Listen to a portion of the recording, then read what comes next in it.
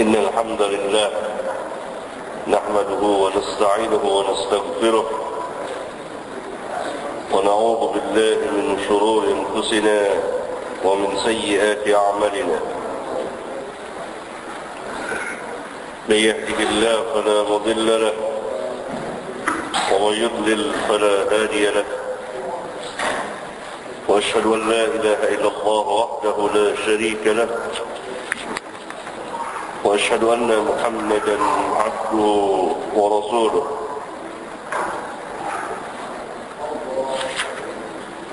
أما بعد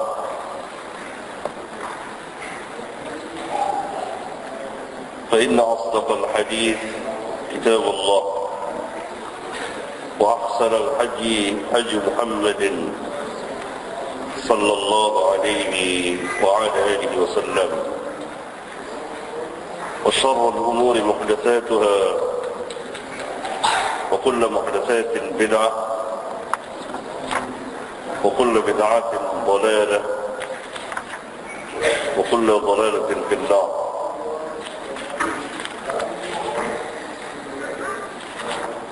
أيها الإخوة،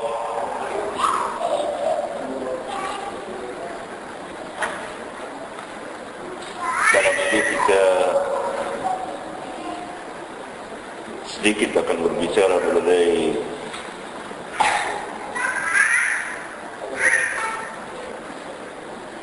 Ahlus Sunnah wal Jamaah.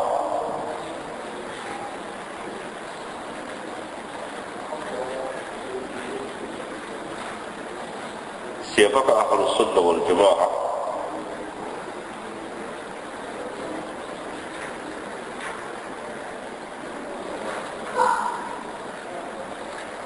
Pertama-tama kita berbicara dulu mengenai nama-nama yang syar'i.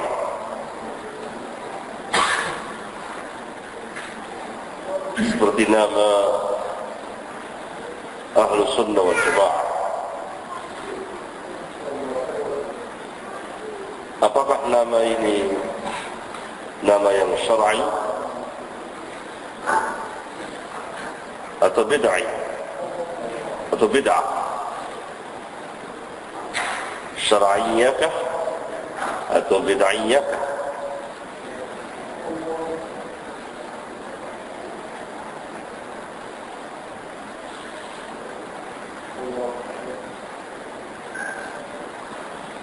Nama-nama ada yang syar'iyyah dan ada yang bid'iyyah.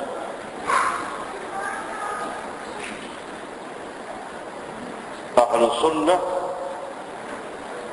syar'iyyah, nama yang syar'iyyah. Dalam arti syar'iyyah yang dimaksud dengan syar'iyyah yakni terambil dari nas, terambil dari nas, baik Al-Kitab maupun As-Sunnah.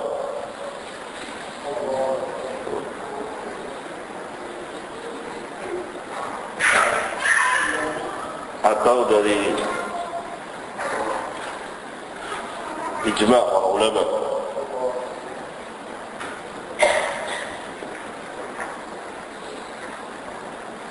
Nama-nama yang syar'i, kalau kita melihat kepada nusus, nas-nas dan perkataan para ulama, pertama adalah Ahlus Sunnah, Ahlus Sunnah wal Jamaah. Ini nama yang syar'iyyah, nama yang syar'iyyah, yang tidak diambil dari bid'ah atau dari pendirinya, tidak, tapi semuanya sunnah. Kalimat Ahlus Sunnah terambil dari hadis Rasulullah sallallahu alaihi wasallam, "Man ya'ish minkum ba'di fasayara ikhtilafan katsira fa'alaykum bisunnati. Fa'alaikum bisunnati. Barang siapa yang hidup sesudahku, pasti dia akan melihat perselisihan yang banyak sekali. Maka hendaklah kamu berpegang dengan sunnahku, dengan sunnahku. Maka orang yang berpegang dengan sunnah Rasulullah sallallahu alaihi wasallam dikatakan dinamakan ahlus sunnah. Para ulama ketika muncul ahli bid'ah bersama bid'ah mereka dari firqah sesat, maka mereka menamakan diri mereka dan mazhab mereka dan manhaj mereka yang mereka berpegang dengannya sebagai ahlus sunnah. Pada zaman Nabi SAW tidak dikenal seseorang kecuali muslim dan muslimah.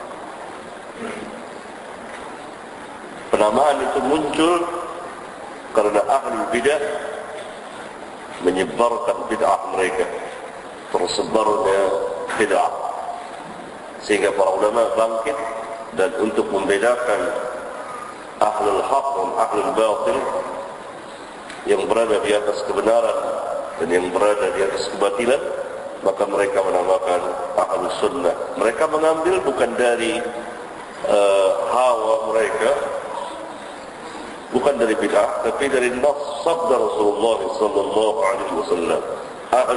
Ahlus sunnah, mereka yang berpegang dengan sunnah Rasulullah alaihi salatu wassalam secara ilmu, pemahaman dan amal dan dakwah.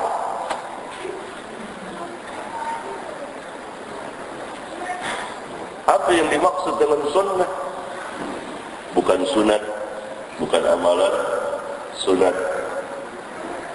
Sunnah secara lugawiyah, bahasa, at-tariqatu atau as-sirah, jalan atau perjalanan yang ditempuh oleh seseorang, baik jalan yang terpuji maupun tercela. Secara bahasa, menurut istilah, para ulama memberikan beberapa istilah syar'iyyah. Di antaranya adalah sama dengan hadis, itu setiap perkataan dan perbuatan dan takrir Nabi sallallahu alaihi wasallam dan segala yang disandarkan kepada Nabi sallallahu alaihi wasallam. Ditinjau dari satu sisi, berarti arti dari sunnah dengan hadis sama. Ditinjau dari sisi yang lain, maka dia berbeda, lebih luas lagi. Yani sesuai dengan arti bahasa perjalanan kehidupan Rasulullah sallallahu alaihi wasallam di dalam menjelaskan al-Islam dan mempraktekannya, ya manhajnya, ya akidahnya, ibadahnya, dan seterusnya. Sehingga seorang yang mengamalkan sunnah dikatakan fulanun ala sunnah, fulanun ala sunnah, fulan berada di atas sunnah. Tidak fulanun ala hadis, tidak.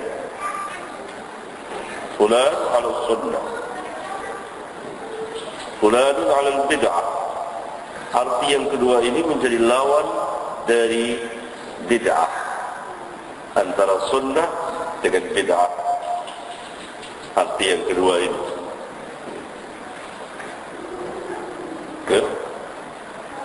karena dia mencakup segala sesuatu, mencakup segala sesuatu. Karena itu al-imam, yakni mencakup Islam, tentang Islam. Al-Imam Al-Barbahari rahimahullah ta'ala di kitab Syarh As-Sunnah mengatakan apa? As-Sunnah Al-Islam was-Sunnah.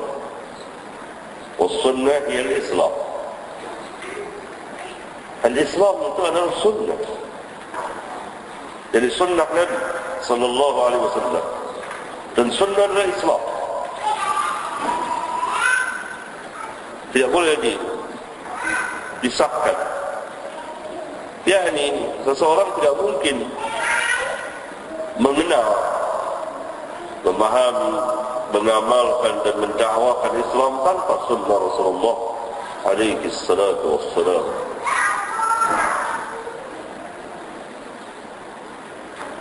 Ya.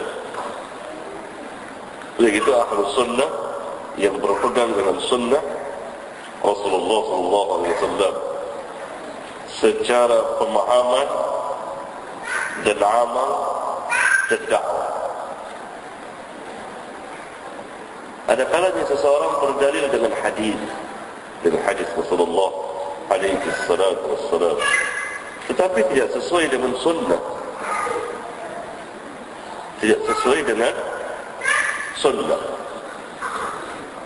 Ada kalanya seseorang berdalil dengan ayat, dengan hadis, tetapi tidak berjalan sesuai dengan sunnah. Bahkan mereka berada di atas perjalanan bid'ah. Apa contohnya? Contohnya banyak ya?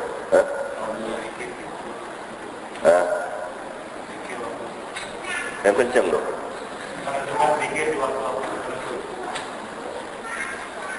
Enggak.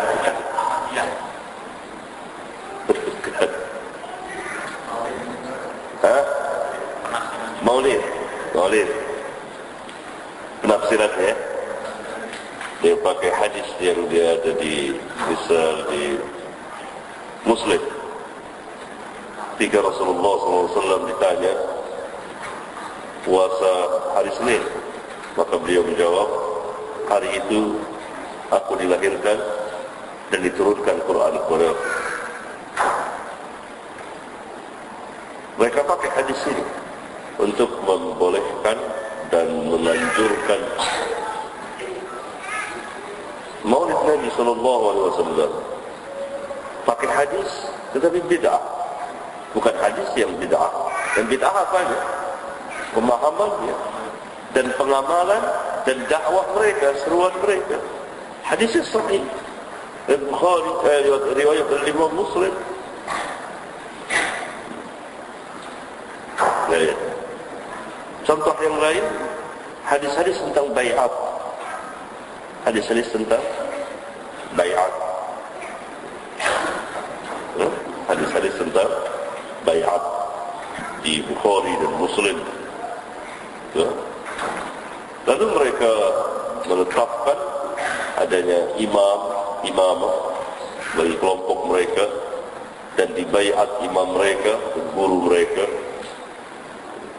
Dalilnya ini hadis. Ini sesat. Hadis-hadisnya sahih, tapi pemahamannya, pengertiannya tidak sebagaimana yang mereka pahamkan.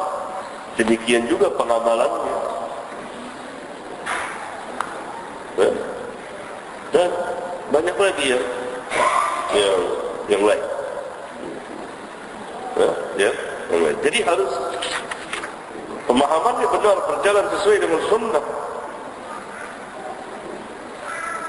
Oleh karena itu ketika Khawarij mengatakan kepada Ali bin Abi Thalib radhiyallahu ta'ala anhu, dia berhujjah dengan ayat Al-Quran, inil hukmu illa lillah, tidak ada hukum kecuali kepunyaan Allah. Dijawab oleh Ali, kalimatu haqqin urida biha batil. Kalimat itu kalimat yang hak. Al-Quran adalah hak. Tetapi yang dimaui, yang dikehendaki olehmu adalah kebatilan. Di mana letak kebatilannya? Pemahaman Khawarij terhadap ayat itu. Jadi tidak setiap orang yang membawakan kalimat yang hak berada di atas kebenaran. Khawarij keluar dari lisannya kalimat yang hak. Inil hukmu illa lillah. Itu ayat Al-Quran. Haqqun. Siapa yang mengingkari ayat Al-Quran, dia murtad.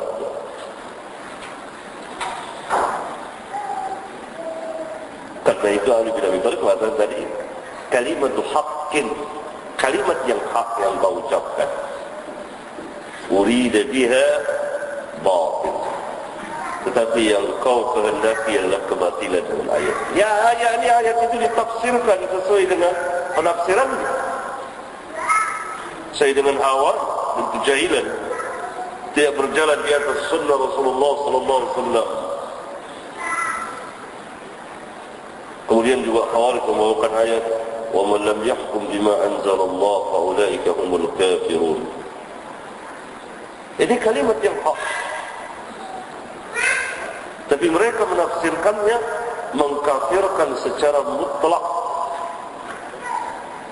penguasa yang tidak berhukum dengan hukum Allah tanpa tafsir perincian sebagaimana ditafsirkan oleh kaum salaf.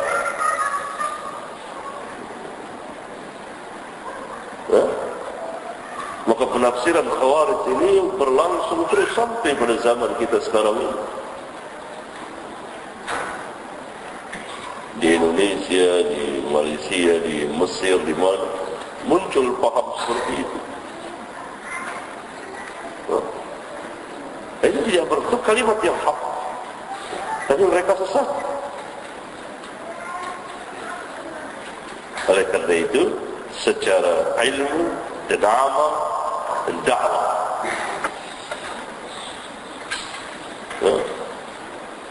berarti ahlu sunnah mereka yang berpegang dengan sunnah Rasulullah alaihi salatu wassalam dan tidak keluar dari sana dan memahaminya sesuai dengan sunnah, dan demikian juga penerapan pengamalannya dan dakwahnya. Berpegang dengan sunnah, dengan hadis, lalu mereka tafsirkan sendiri, mereka keluar dari ahlu sunnah, bukan ahlu sunnah. Fa'alaikum bisunnati.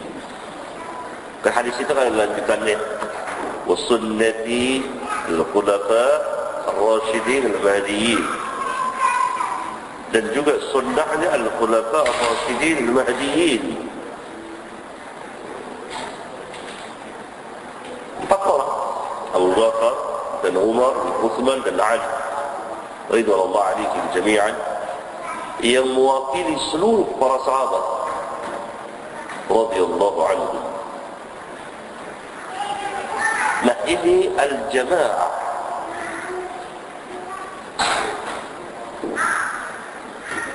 Sebagaimana di hadis iftiraqul ummah. Hadis tadi sahih tentunya ya, dikeluarkan oleh Abu Daud, Ahmad dan lain-lain. Hadis iftiraqul ummah, hadis yang mutawatir. Perpecahan umat ini. Kemudian ketika Rasulullah SAW ditanya, siapa yang satu golongan yang selamat itu? Beliau menjawab, al-jamaah. Dengan bentuk mufrad tunggal, al-jamaah, bukan al-jama'at. Tidak dengan bentuk jama'. Karena jamaah dalam Islam hanya satu, jamaah para sahabat. Dan jamaah kaum muslimin mengikuti jamaah para sahabat. Demikian juga jamaah kaum muslimin yang bersatu di atas satu imam, di atas satu kepemimpinan, tidak boleh keluar dari sini, walaupun pemimpinnya zalim.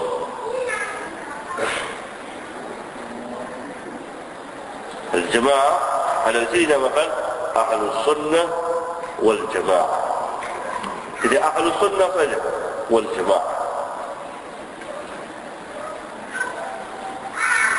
yakni mengikuti manhaj sikap dan cara beragamanya para sahabat ridwanullah alaihim jami'an.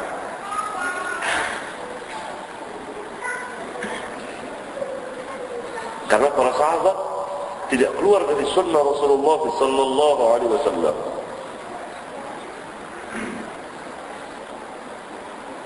Oleh karena itu lanjutannya, addu 'alaiha, fa'alaikum bisunnati wa sunnatil khulafa'ir rasyidin al-mahdiyyin, addu 'alaiha. Gigit dengan gigi geraham kuat-kuat. Tidak alaihima, pegang kedua-dua, tidak, tapi pegang dia.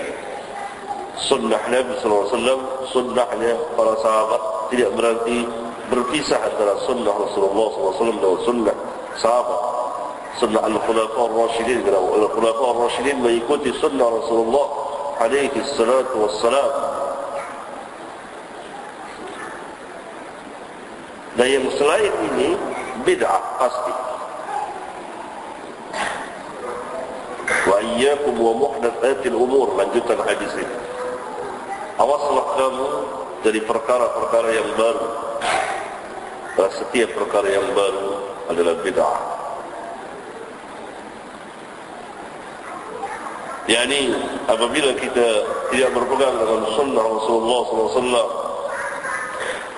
dengan manhajnya para sahabat dalam memahami sunnah itu, dalam mengamalkan sunnah, dalam mendakwakan sunnah, maka pasti kita akan berada di salah satu bid'ah yang begitu banyak. Pasti. Karena yang hak ini adalah sunnah. Nah, itu dinamakan, mereka menamakan Ahlus Sunnah wal Jamaah. Ini nama yang syar'i. Ya? Yang kedua yang termasuk nama yang syar'i adalah Al-Firqah An-Najiyah, golongan atau kelompok yang selamat. Mereka mengambil dari hadis iftiraqul ummah, perpecahannya umat. Sataftariqu ummati, kata Nabi SAW, umatku akan berpecah belah menjadi 73, 72 terancam nar, 1 dijanjikan jannah. Siapa yang satu itu? Al-Jamaah tadi. Dia yang selamat. Dari situ dipahami bahwa yang selamat itu adalah Al-Firqah An-Najiyah. Al-Firqah An-Najiyah. Maka mereka juga dinamakan, Ahlus Sunnah juga dinamakan Al-Firqah An-Najiyah. Di antara nama yang syar'i lagi adalah At-Taifah Al-Mansurah, golongan yang selalu mendapat pertolongan dari Allah. Terambil dari hadis-hadis Taifah Mansurah, hadis-hadis tentang At-Taifah Al-Mansurah, derajatnya mutawatir. Saya mencatat di sebagian kitab saya, itu banyak sekali para sahabat yang meriwayatkan At-Taifah Al-Mansurah. Ya? Maka mereka juga dinamakan At-Taifah Al-Mansurah. Mereka juga dinamakan As-Salaf. As-Salaf. Tapi terkait dengan Salaf As-Salih. Salaf As-Salih, As-Salaf As-Salih. Ini nama yang syar'i. Baik terambil dari hadis maupun dari perkataan para ulama dari zaman ke zaman. Seperti tabi'in mengatakan sahabat as-salaf, karena makna as-salaf yang lebih jauh, yang terdahulu zamannya, keimanannya lebih dahulu, keutamaannya as-salaf. Mereka katakan as-salaf as-salih,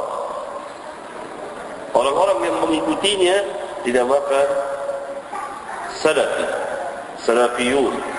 Ini nama yang syar'i, bukan nama yang bid'ah. Kalau kita membuka lembaran kitab Sahih Bukhari, maka tabi'in mengatakan kepada sahabat, menyandarkan kepada para sahabat, berkata mereka adalah kaum salaf. Kalau tabi'in yang mengatakan tentang salaf, maka yang dimaksud salaf oleh tabi'in siapa? Sahabat. Kalau yang mengatakan tabi'in, maka yang dimaksud dengan salaf adalah sahabat dan tabi'in.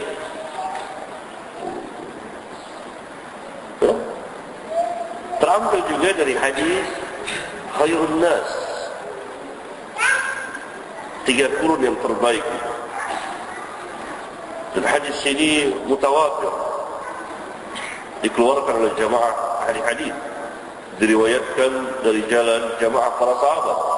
Khairun nas qarni, thumma alladhina yalunahum, thumma alladhina yalunahum. Sebaik-baik manusia yang hidup di zaman, kemudian yang setelah mereka, kemudian yang setelah mereka. Yang hidup di zaman Rasulullah SAW adalah sahabat. Yang sesudah sahabat, yang sudah zaman Rasulullah SAW adalah zaman sahabat. Yang hidup di zaman sahabat adalah tabi'in. Kemudian yang setelahnya, yang hidup di zaman tabi'in adalah tabi'un tabi'in. 3 generasi terbaik. Nabi SAW mengatakan khairun nas, sebaik-baik manusia. Dalam riwayat yang lain dikatakan khairu ummati, sebaik-baik umat. Dalam lafaz yang lain dikatakan khairu hadhil ummah, sebaik-baik umat ini. Dalam lafaz yang lain dikatakan, dalam riwayat yang lain dikatakan khairukum, sebaik-baik kamu. Qarni, thumma alladhina yalunahum, thumma alladhina yalunahum. Nah, inilah kaum as-salaf. Akidah mereka dari Alkitab dan Sunnah. Mereka mendahulukan Alkitab dan Sunnah, wahyu dari rahyu. Mereka tidak keluar dari Sunnah Rasulullah sallallahu alaihi wasallam. Dan mereka menjauhi bid'ah dan ahlinya.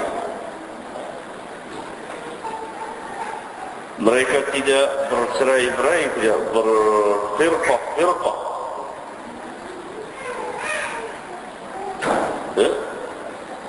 Mereka mendasari segala sesuatu dengan ilmu, bukan dengan kejahilan.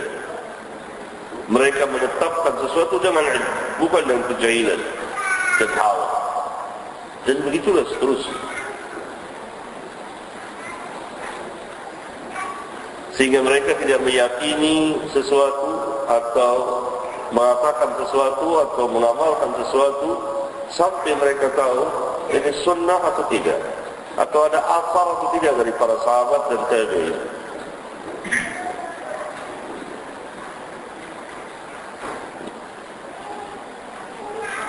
Nah, itulah beberapa nama yang syar'i, beberapa nama yang syar'i yang tidak terikat dengan seseorang dan tidak terambil dari bid'ah, tapi terambil dari sunnah. Jadi ulama menamakan ahlus sunnah, ulama menamakan as-salaf, ulama menamakan al-firqah an-najiyah, at-taifah al-mansurah. Semuanya satu, namanya beberapa macam. Semuanya diambil dari nas, dari hadis Rasulullah sallallahu alaihi wasallam. Berbeda dengan kelompok-kelompok, firqah-firqah yang membuat nama-nama yang bid'ah, yang terambil dari imma dari bid'ah mereka atau dari nama seseorang. Saya ambil contoh misalnya Khawarij. Al-Khawarij dinamakan mereka Khawarij dari bid'ah mereka yang keluar dari jamaah kaum muslimin, mengangkat senjata kepada kaum muslimin, tidak taat kepada imam, dan seterusnya. Dinamakan mereka Al-Khawarij. Selain Rasulullah SAW adalah yang pertama kali menamakan mereka Khawarij. Sabda beliau dalam sebuah hadis sahih, Al-Khawarij kilabun nar. Khawarij itu adalah anjing-anjing neraka. Kemudian Mu'tazilah terambil dari bid'ah mereka. Ya? Asal munculnya bid'ah mereka. Kemudian Jahmiyah terambil dari nama tokoh pendirinya, Jahm bin Safwan. Ya? Dan seterusnya. Imma terambil dari nama orang atau dari bid'ah mereka. Selalu akan seperti imma dari nama orang atau dari bid'ah mereka. Tidak keluar dari situ. Nah, itu nama-nama yang tidak syar'i. Tidak syar'i.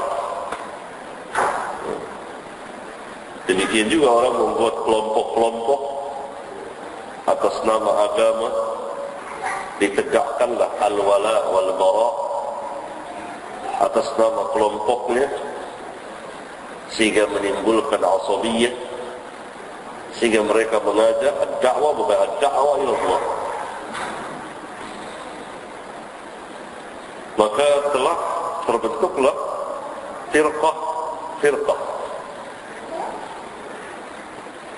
Nah, ahli sunnah sangat menjauhi ini. Dikatakan mereka ahli sunnah wal jamaah. Ahli bid'ah dikatakan ahli bid'ah wal iftirah.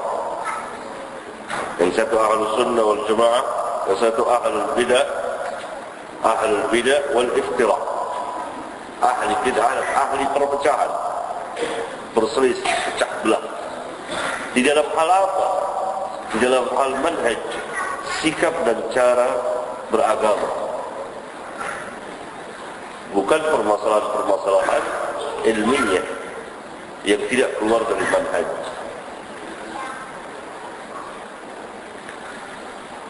Manhaj ada yang hak, ada yang batil. Manhaj yang hak tentunya manhaj para sahabat. Manhaj yang batil adalah selain dari manhaj para sahabat, maka batil. Manhajnya kaum filsafat, manhajnya Khawarij, Mu'tazilah, Jahmiyah dan lain-lain, Asy'ariyah, Maturidiyah, Sufiyah, banyak sekali. Ya.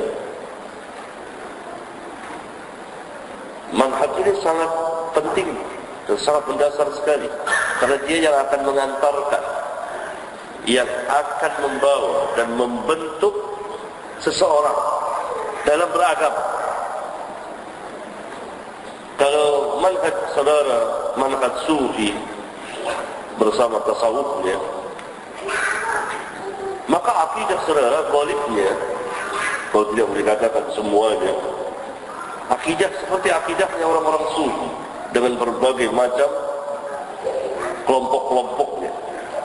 Demikian juga cara peribadatannya dan seterusnya. Kalau manhaj sikap dan cara beragama saudara seperti mengikuti kaum filsafat, maka akidah saudara akidahnya kaum filsafat yang tidak percaya atau mengingkari kebangkitan dengan jasad.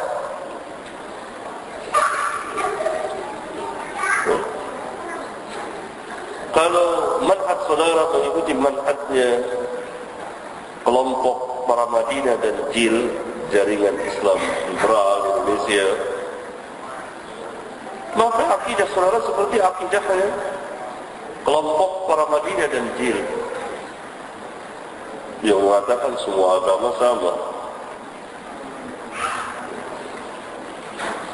yang membolehkan mengkritik Rasulullah SAW.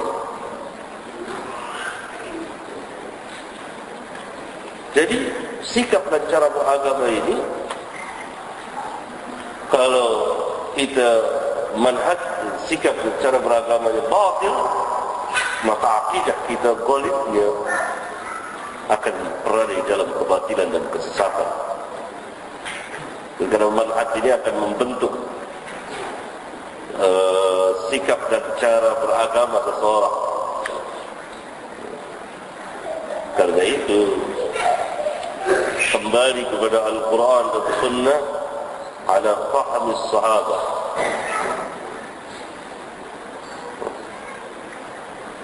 Kalau kita tidak berada di atas sunnah Rasulullah alaihi salatu wassalam, pasti kita akan berada di atas bid'ah.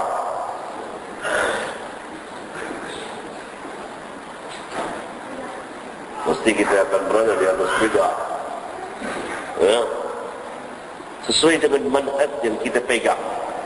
Sikap dan cara beragama kita bagaimana? Kalau sikap dan cara beragama kita kuburiyun, manhaj kita manhaj kuburiyun, maka kita akan memuja-muja kuburan, meminta-minta kepada orang yang telah mati, mendatangi kubur-kubur tertentu, sebagaimana begitu banyak di negeri kita, khususnya pada bulan-bulan tertentu. Karena manhaj kita manhaj kuburiyun, manhaj sufiyah. Kalau manhaj kita manhaj syiah rafidah, maka kita akan mencaci maki, akan mengkafirkan para sahabat. Dan begitulah. Barangkali ini ikhwan, kita lanjutkan kalau ada pertanyaan. Silakan. Ya, silakan. Assalamualaikum warahmatullahi wabarakatuh. Waalaikumsalam warahmatullahi wabarakatuh. Ustaz baru menanya masalah kenapa dalam Al-Quran itu ada Alkitab, As-Sunnah dan Ijma. Pertanyaan saya adalah, apakah di dalam Al-Sunnah itu tidak ada kemudian kalau memang ada kemudian kalau dijelaskan bagaimana itu termasuk kemudian atau saja. Yang kedua, pertanyaan saya, di kata berjanji ada ayat yang menyebutkan Ada apa? berjanji. Iya. Ada ayat yang menyebutkan dan berbunyi in Allah malaikatahu yusholluna 'alan nabi ya ayyuhalladzina amanu shallu 'alaihi wa sallimu taslima. Ayat tersebut tolong dijelaskan, Pak. Terima kasih. Wassalamualaikum warahmatullahi wabarakatuh. Waalaikumsalam warahmatullahi wabarakatuh. Dasar hukum Islam yang telah disepakati oleh para ulama, pertama Al-Kitab, dan kedua As-Sunnah, dan ketiga adalah Ijma'. Terutama tentunya Ijma' Al-Muhajirin wal Ansar. Mana dalilnya? Banyak sekali saya sebutkan untuk hujjah kenapa kita harus bermanhaj dengan manhaj salaf. Pertama, firman Allah Tabaraka wa Ta'ala dalam surat An-Nisa, "Wa man yushaqiqir rasul min ba'di ma tabayyana lahu al-huda wa yattabi' ghayra sabil al-mu'minin nuwallihi ما تولى ونصله جهنم وساءت مصيره. Barang siapa yang memusuhi Rasul, menentang, sesudah nyata baginya kebenaran dan dia mengikuti selain jalannya orang-orang mukmin, maka akan kami palingkan dia kemana dia berpaling, dan akan kami masukkan dia ke dalam Jahannam, dan Jahannam adalah seburuk-buruk tempat kembali. Di dalam ayat yang mulia ini, Rabbuna Azza wa Jalla tidak mencukupi memusuhi Rasul saja, tidak, tapi dikaitkan dengan dan dia mengikuti selain jalannya orang-orang mukmin. Siapakah orang mukmin yang dimaksud oleh ayat yang mulia ini? Apakah orang mukmin secara umum?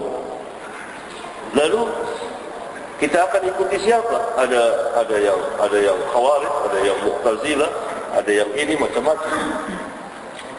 Jadi mukmin yang dimaksud dalam ayat yang mulia ini dan yang mengambil bagian terbesar dari ayat yang mulia ini adalah sahabat. Karena ketika turunnya ayat yang mulia ini, tidak ada orang yang beriman kecuali para sahabat.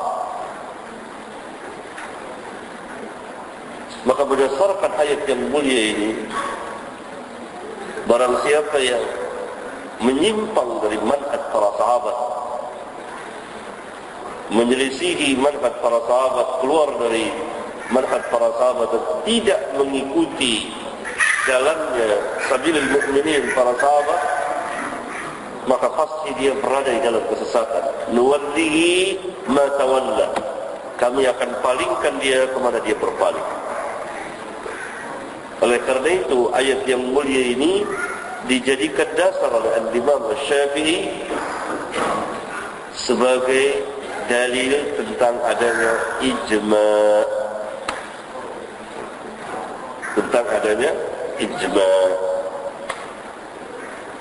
Dalil yang kedua, firman Allah Tabaraka wa Ta'ala, "Was-sabiquna al-awwaluna minal muhajirin wal ansar walladzina ittaba'uuhum bi ihsan radhiyallahu 'anhum wa radu 'anhu." Surah At-Taubah ayat 100. Dan orang-orang yang terdahulu, yang pertama-tama dari kaum muhajirin dan ansar, yang dimaksud adalah seluruh para sahabat, karena para sahabat terdiri dari muhajirin dan ansar, dan orang-orang yang mengikuti mereka dengan kebaikan, dengan ihsan, Allah akan meridai mereka. Allah redha kepada mereka dan mereka pun redha kepada Allah. Ayat yang mulia ini merupakan sebesar-besar ayat yang mewajibkan kita mengikuti manhaj para sahabat. Karena Allah katakan radhiyallahu anhum kepada al-muhajirin dan ansar, dan tidak kepada al-muhajirin dan ansar saja, tapi kepada para tabi'in, orang-orang yang mengikuti para sahabat. Dan orang yang pertama mengikuti para sahabat adalah tabi'in, walladzina ittaba'uuhum bi ihsan. Maka mereka yang menyimpang dari manhaj para sahabat tentu tidak akan mendapat keridhaan Allah. Ya? Nah. Dan sejumlah ayat yang lain banyak sekali, panjang kalau kita bicarakan. Kemudian dari hadis banyak. Ketika Rasulullah SAW ditanya, siapa golongan yang selamat itu dari 73 umatnya yang berpecah belah, 72 terancam neraka dan satu dijanjikan surga, siapa yang satu ini?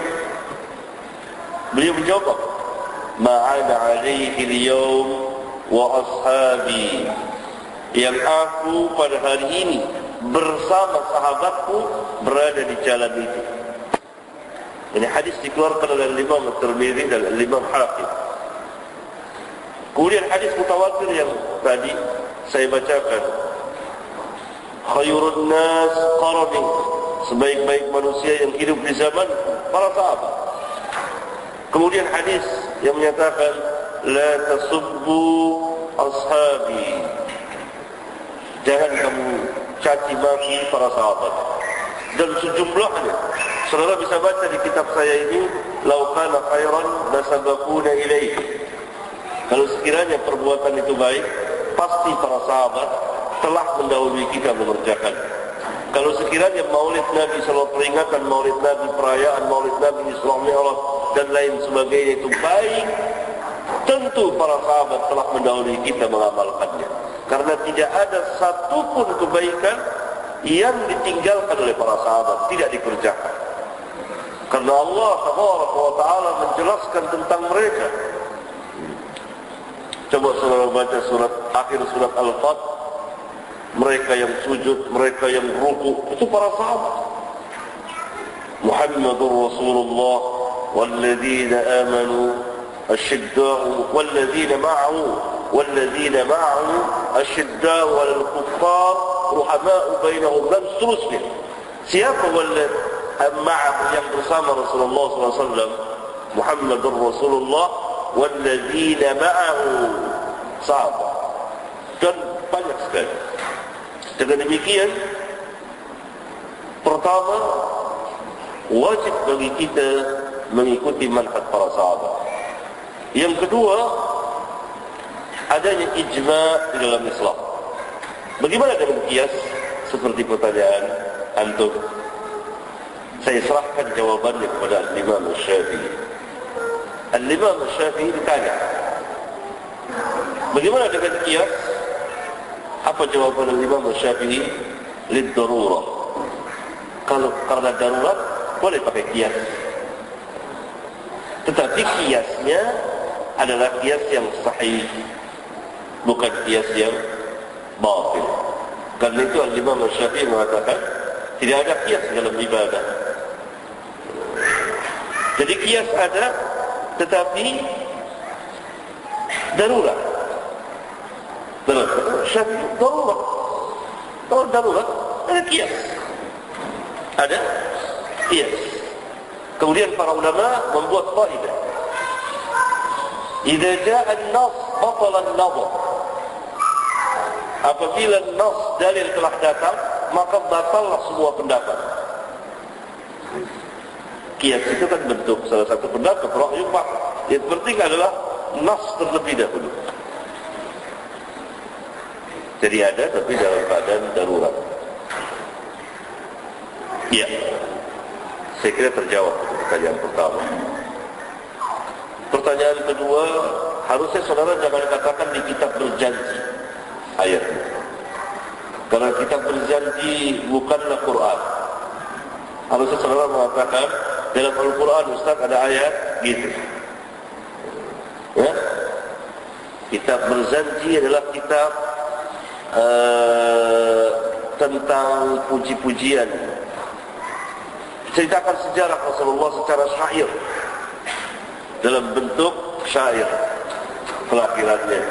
Tetapi di dalamnya telah terdapat penyimpangan-penyimpangan yang maha dahsyat. Kesyirikan ditinggikan Rasulullah SAW, disamakan dengan Allah Azza wa Jalla dalam sebagian bait-bait syairnya, dalam sebagian bait-bait syairnya. Sayang, umumnya kaum muslimin yang membaca berjanji di Indonesia tidak mengerti tentang artinya. Selain kita berjanji, bukan Al-Quranul Karim, dan dia hanya merupakan syair-syair dan terdapat beberapa kesalahan. Padahal Nabi SAW mengatakan, la tutruni kama atratin nasara Isa bin Maryam. Jangan kamu memujiku melampaui batas. Jadi melampaui batas dari apa yang Allah telah tetapkan, bahwa beliau adalah hamba dan Rasulullah. Beliau tidak mengetahui perkara yang gaib kecuali dengan wahyu dan seterusnya. Jangan kamu memujiku melampaui batas, sebagaimana Nasara telah melampaui batas memuji Isa. Fa inna ma ana 'abdun, kata Nabi sallallahu alaihi wasallam. Saya ini tidak lain melainkan hamba. Katakanlah hamba Allah dan Rasul. Hadis sahih dikeluarkan oleh Imam Al-Bukhari. Ayat yang mulia tadi, innallaha wa malaikatahu yusalluna 'alan nabi ya ayyuhalladzina amanu sallu 'alaihi wa sallimu taslima.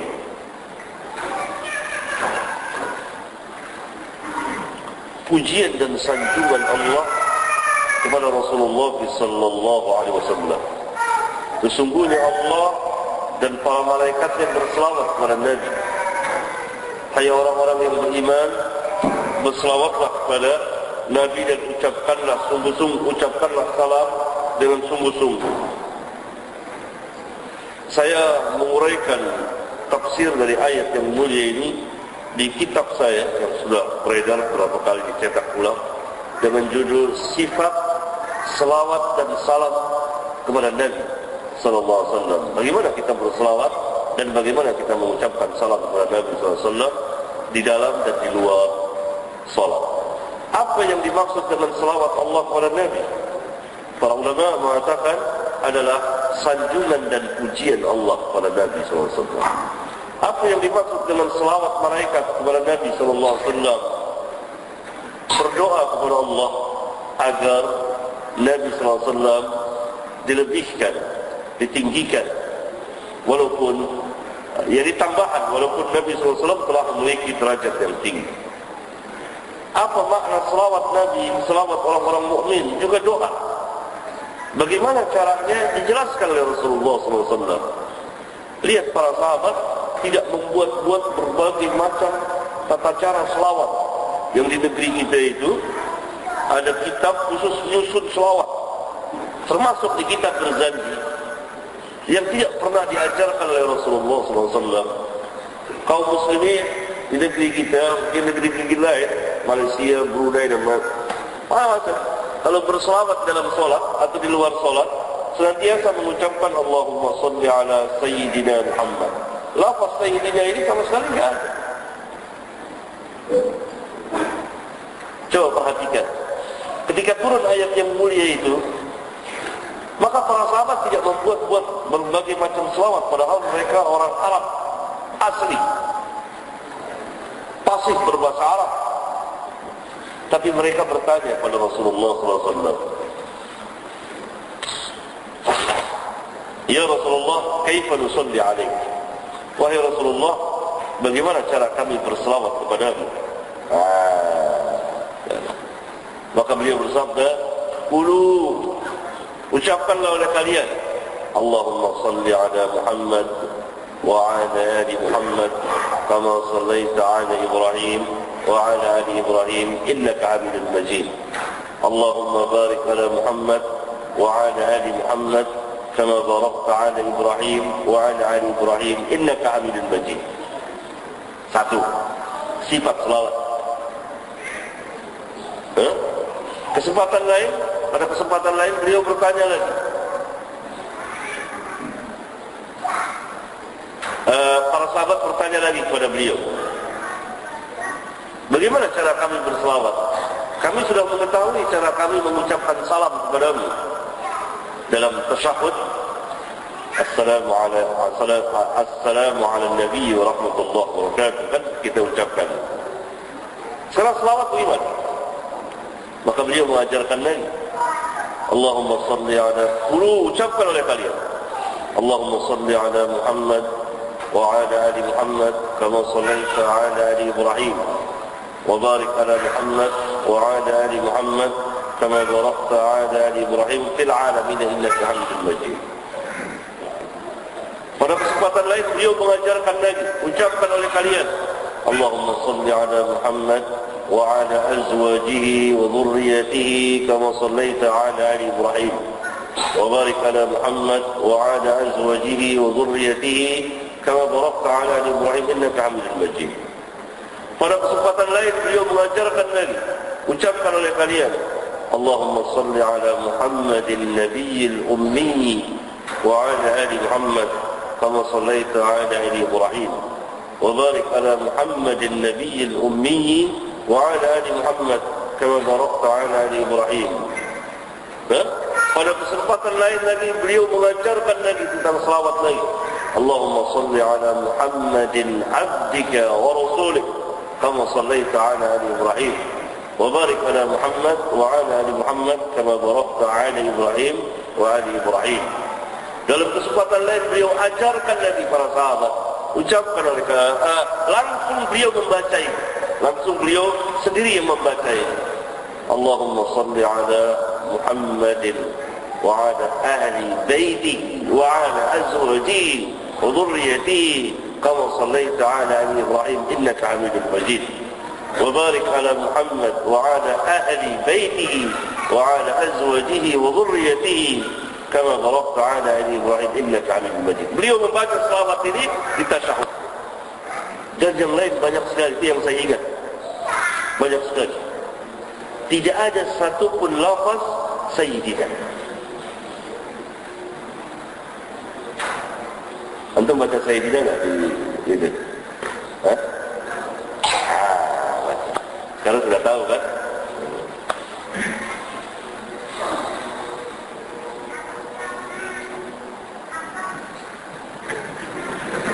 Kan enggak ada dari sejumlah selawat. Lalu kalau antum ditanya, dari mana antum dapat lafaz Sayyidina? Dari Nabi Muhammad SAW atau dari kiai?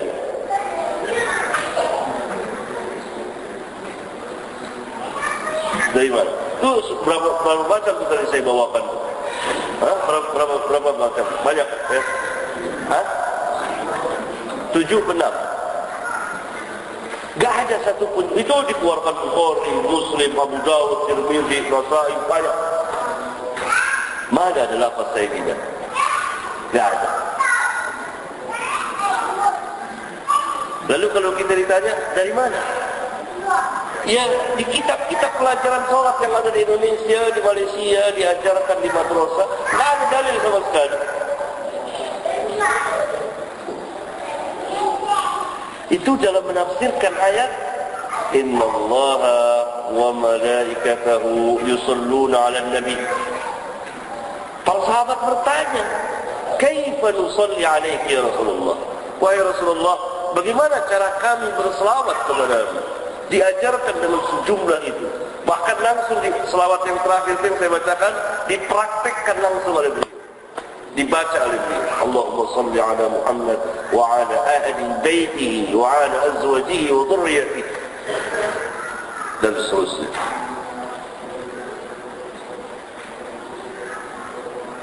Berkata Al-Hafiz Ibn Hajar Al-Asqalani, pengarang kitab Fathul Bari, Syarah Bukhari, pengarang kitab Bulughul Maram dan lain-lain, ditanya dalam fatwanya tentang ucapan selawat ditambah Sayyidina Ibrahim, Sayyidina Muhammad, adalah, beliau menjawab, tidak ada, tidak pernah dinukil dari sahabat, dari seorang pun sahabat dan seterusnya. Kemudian yang menarik perhatian saya, beliau memberikan contoh Al-Imam Asy-Syafi'i, orang yang paling banyak berselawat kepada Nabi SAW, kata beliau. Tetapi di muqaddimah kitabnya, kalau kita membaca muqaddimah kitab Al-Imam Asy-Syafi'i, itu tidak ada lafaz selawat dengan Sayyidina. Ibnu Hajar memberikan hujjah kepada penanya, ini Imam Syafi'i. Tapi kaum kita di Indonesia mengaku bermadhab Syafi'i, cakap Sayyidina. Barangkali yang mereka maksudkan Syafi'i yang lain, bukan Syafi'i Muhammad bin Idris, orang Quraisy. Ini Syafi'i orang Indonesia barangkali. Kalau Imam Syafi'i kan orang Quraisy, dia orang Quraisy, keturunan nasabnya sama dengan Nabi sallallahu alaihi wasallam, bertemu. Silakan. Irfan tanya. Iya. Di negara kita punya semua firqah yang ada mengaku Ahlus Sunnah. nama siapa? Iya. Bagaimana kita membedakan Manhajnya, ilmu, pengamalan dan dakwah.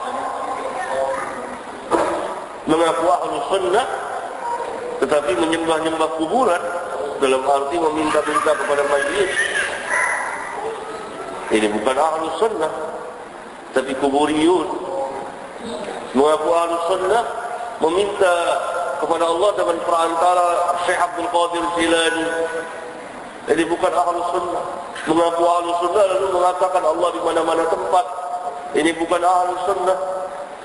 Mengaku Ahlus Sunnah tetapi mencaci maki pemerintah. Ini bukan Ahlus Sunnah, ini mazhab Khawarij. Mengaku Ahlus Sunnah mengkafirkan kaum muslimin. Ini bukan Ahlus Sunnah, tetapi Khawarij. Mengaku Ahlus Sunnah tetapi mendahulukan akal dari wahyu. Ini bukan Ahlus Sunnah. Jadi nama tidak bisa merubah hakikat yang sebenarnya. Nama yang dinamakan oleh seseorang tidak bisa merubah hakikat yang sebenarnya. Antum mengatakan 1.000.000 kali antum Ahlus Sunnah, tapi hakikat yang sebenarnya yang ada pada antum tidak demikian. Misalnya antum mengatakan bahwa yang saya amalkan ini sunnah, 1.000.000 kali antum ucapkan, tetapi hakikat yang sebenarnya itu bukan sunnah, bid'ah. Seperti lafaz Sayyidina, itu orang mengatakan ngotot, ini tetap dibaca sunnah, 1.000.000 kali dia ucapkan sampai habis mudahnya, tetap tidak bisa merubah hakikat yang sebenarnya. Mana dalilnya? Orang-orang munafikun. Orang munafikun mengatakan apa? Hah? Orang munafikun mengatakan apa? Kami beriman. Saya lupa ayatnya. Coba Isnan sebutkan ayatnya.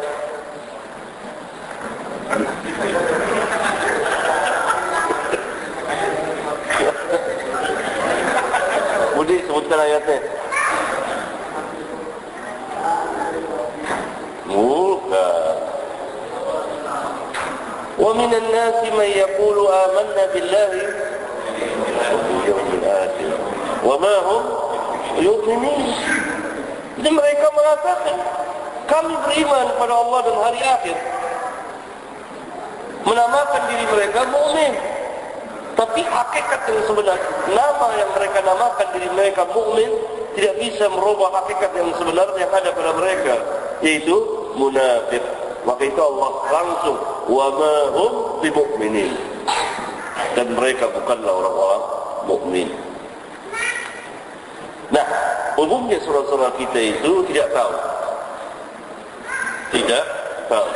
Maka itu Al-Hafidh bin Hajar mengatakan, membawakan alasan Imam Syafi'i. Imam Syafi'i tidak pernah mengucapkan untuk menambah lafaz Sayyidina, biar orang-orang tahu, karena orang-orang dengan kebodohan menyandarkan kepada Syafi'i. Padahal Syafi'i sendiri tidak begitu. Kebanyakan tidak tahu. Oh begitu. Mana Ahlus Sunnah itu? Apa? Ahlus Sunnah belajar sifat Allah hanya 20.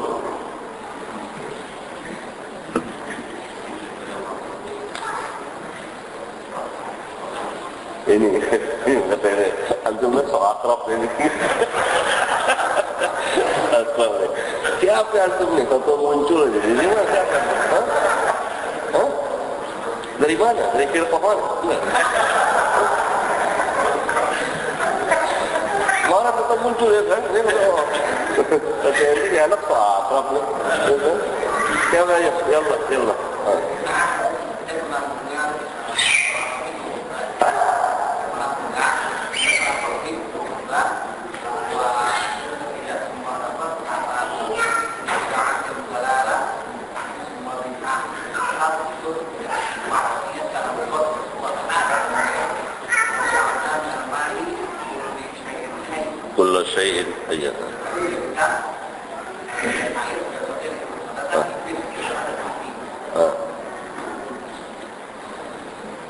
Ini pertanyaannya bagus sekali pertanyaannya. Coba ulang lagi yang tertib, yang kencang. Jadi orang pakai pengeras suara. Pertanyaannya bagus pada dia. Udah yang kencang aja. Anak muda itu biar dia kencang aja. Ayo. Nah, gitu gagah loh.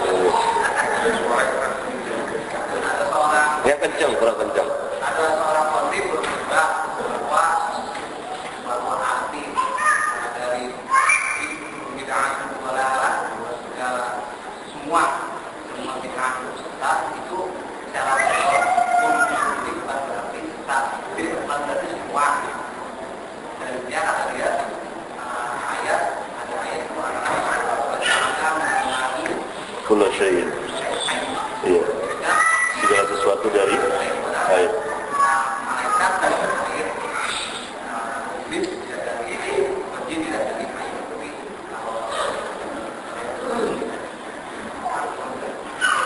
Nah, menurut antum bagaimana tuh khotib tuh yang ngomong gitu? Keyakinan antum nggak? Ayo kan, itu dijawab.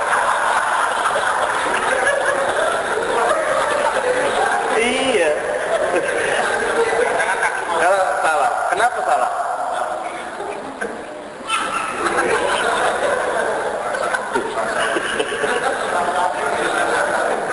Enggak dari keyakinan dia. Dia berada di atas, sudah dia yakin, sudah sering, tapi dia sukar untuk mengungkapkannya. Tapi dia yakin, benar dia, salah itu. Itu berarti dia sudah mengikut pengajian sunnah. Salah ini nggak benar. Banyak orang-orang awam seperti itu. Ada khotib selama, wah nggak beres nih khotib itu. Sesat nih. Dia tahu, tapi untuk mengungkapkan dalilnya kan dia terbakas. Itu bagus, itu berada di atas sunnah. Yakin. Jangan sekedar salah, sesat nih. Gitu. Sesat nih. Bagaimana? Ya. Dia tahu, yakin. Sama seperti seorang dulu berdebat dengan orang.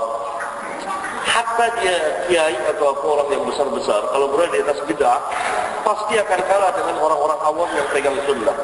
Walaupun si awam ini nggak tahu dalil. Ya, misal si awam ini berpegang dengan sunnah. Dia nggak pandai menguraikan dari Quran, dia tahu pernah belajar ini dari ayat, ini dari hadis, di perkataan sahabat, itu sunnah. Dah. Sehingga kalau dia ditanya, ini kenapa demikian? Akan keluar jawabannya apa? Yang keluar dari dia. Kenapa saudara mengamalkan ini? Sunnah. Mana dasarnya? Sunnah. Sunnah ini. Sunnah siapa? Sunnah Nabi sallallahu alaihi wasallam. Sunnah Nabi sallallahu alaihi wasallam. Seperti seorang yang bergerak, orang-orang awam nih, kejadian marbot masjid, gerak-gerak jari kalau sholat panik. Dia bilang, ini sunnah, saya gini-gini sunnah. Kalau ditanya dalilnya, mana dalilnya?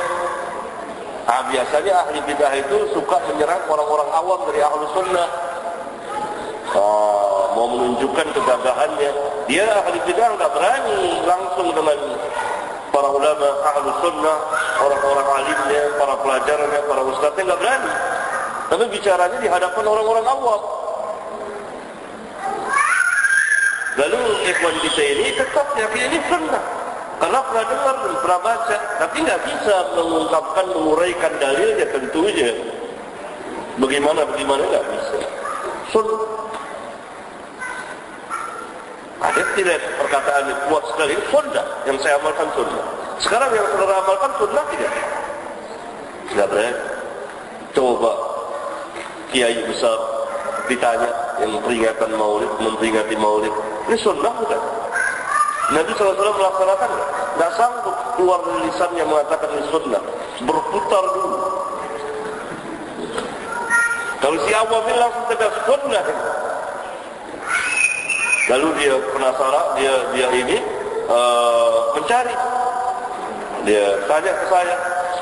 Lalu fotokopi hadis. Fotokopi dibawa. Ini hadis ini. Ya kan? Nah, ahli bidah ini yang sedang bid'ah sering berbicara dengan orang-orang awam. Kullu bid'atin dhalalah. Kullu di sini tidak semua. Ada ayat Quran yang ini. Seolah-olah orang awam kan jadi terperangan. Tapi orang apabila sudah berpegang dengan sunnah, tetap dia yakini ini batil, walaupun dia tidak bisa membantah. Pokoknya batil, karena kekuatan sunnah yang ada di hati itu luar biasa. Nah, ahli bid'ah ini beraninya kepada orang-orang awam, di mimbar Jumat dikemukakan. Coba berhadapan dengan orang yang alim dari ahli sunnah, dengan para ulama-nya, dengan para pelajarnya, pasti akan nampak kejahilan yang besar, baik dari jurusan bahasa maupun secara syar'iyyah. Kullu bid'atin dhalalah dipahami oleh para imam bid'ah sesat. Semuanya. Kita ambil contoh Al-Imam Malik. Al-Imam Malik mengatakan apa? Man ibtada'a bid'atan yaraha hasanatan faqad za'ama anna Muhammadan sallallahu alaihi wasallam khana risalah. Barang siapa yang membuat bid'ah hasanah, kan yang dia maksudkan kan bid'ah hasanah, ya kan? Nah, ini Imam Malik. Barang siapa yang membuat satu bid'ah dan dia menganggap ini sebagai bid'ah hasanah, man ibtada'a bid'atan yaraha hasanatan, barang siapa yang membuat satu bid'ah dan dia mengatakan ini sebagai bid'ah hasanah, maka sesungguhnya dia telah menuduh Rasulullah SAW mengkhianati risalah Allah. Lianna Allah yaqul, kata Imam Malik, karena Allah telah berfirman, al-yawma akmaltu lakum dinakum. Nah, sekarang kita dihadapkan pilihan. Imam Malik mengatakan Imam Darul Hijrah yang diakui oleh seluruh dunia, gurunya Imam Syafi'i, dekat masanya dengan Rasulullah SAW, mengatakan tidak ada bid'ah hasanah. Antum mengatakan bid'ah hasanah. Mari kita timbang dengan timbangan akal seorang muslim. Siapa yang akan kita pegang perkataannya? Ya Malik. Antum bukan imam. Imam Malik tidak ada bid'ah hasanah. Belum lagi sejumlah perkataan. Belum lagi perkataan Ibnu Umar. Setiap bid'ah kata Ibnu Umar sesat, meskipun manusia mengatakan itu baik. Nah, ini lebih besar dari Imam Malik, sahabat, anak Umar bin Khattab, perawi hadis Nabi sallallahu alaihi wasallam, mengatakan enggak ada bid'ah hasanah itu. Kullu bid'atin dhalalah. Imam Ahmad mengatakan, usulus sunnah indana at-tamassaku bima kana alaihi ashabu Rasulullah sallallahu alaihi wasallam wal iktida'u bihim wa tarkul bid'ah wa kullu bid'atin dhalalah. Usul sunnah, dasar-dasar sunnah menurut kami adalah berpegang dengan manhaj para sahabat dan mengikutinya dan meninggalkan bid'ah, karena setiap bid'ah sesat. Imam Ahmad di kitabnya Usul Sunnah, luar biasa, dan sejumlah para imam. Nah, siapa yang akan kita pegang? Para imam kita atau antum? Ini para imam. Ada perkataan Umar bin Khattab, ni'matul bid'ah hadhihi, sebaik-baik bid'ah adalah ini. Nah, ini kan perkataan Umar bin Khattab. Umar bin Khattab orang Arab, berbahasa dengan bahasa Arab, bukan dengan bahasa Indonesia. Jadi bid'ah biasa mereka ucapkan dalam keseharian, karena bid'ah secara bahasa adalah sesuatu hal yang baru. Karena itu para ulama mengatakan apa yang diucapkan oleh Umar adalah bid'ah secara lugawiyah. Karena salat tarawih bukan bid'ah, Nabi SAW telah melaksanakannya. Al-Hafidh Ibn Katsir di kitab tafsir mengatakan ini secara lugawiyah bahasa. Terus lagi kita teruskan lagi. Kullu bid'atin dhalalah. Kullu di sini adalah tidak semuanya. Ya? Ini jahil dalam lugah. Belajar bahasa Arab? Enggak. Antum? Sedikit. Hah? Tunggu, sabar antum. Fokus ke saya yang ngomongin ya. Gitu. Jangan kayak dulu, jangan belum sampai. Satu-satu. Ya? Itu. Paham? Paham enggak? Yang tadi saya jelaskan panjang, paham enggak?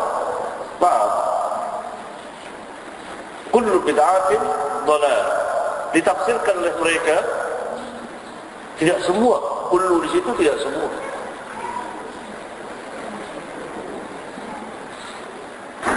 Kita katakan ini jahil dalam bahasa Arab. Secara lugah, kullu bid'atin bentuknya bentuk apa?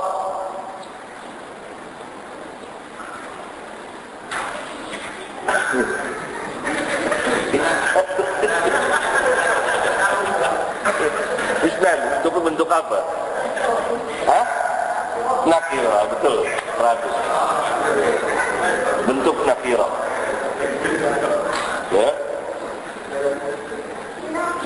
Bentuk nakirah. Bukan ma'rifah. Kullu bid'atin. Bentuk nakirah mencakup segala sesuatu. Berarti kullu di situ mencakup segala sesuatunya.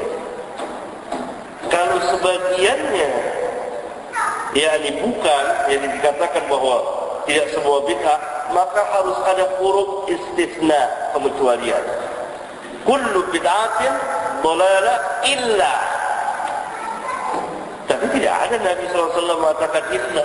Ini secara bahasa. Lalu bagaimana dengan ayat? Ayat mencakup semuanya. Kullu, segala sesuatu Allah ciptakan dari ayat. Lalu bagaimana dengan apa namanya iblis? Kan Allah jelaskan iblis diciptakan dari api, malaikat diciptakan dari nur. Nabi SAW bersabda. Berarti yang selain itu karena sudah ada penjelasan. Tapi dalam lafaz kullu bid'atin dhalalah secara mutlak Nabi SAW tidak pernah menerangkan, oh ini maulid bid'ah hasanah, tahlilan hasanah, melafazkan Sayyidina, enggak. Paham enggak? Siapa namanya? Pak Arafat misalnya? Hah? Ahmad? Hah? Anak Pulau Gadung ni, anak Pulau Gadung ni. Hah? Iya. Cakung.